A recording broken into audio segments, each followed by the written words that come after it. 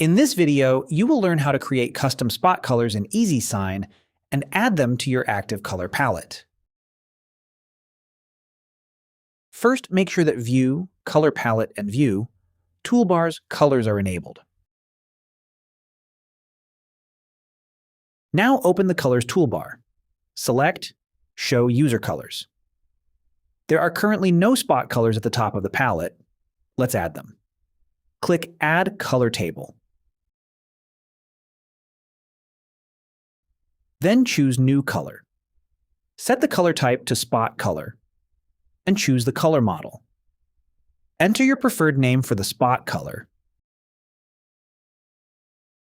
Then move the color to the top of the list. Now add a second spot color, a white spot color for creating white underlays in DTF printing.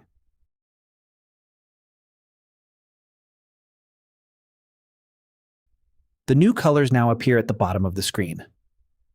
The white and cut contour magenta spot colors have been added to your active color palette. Thank you for watching.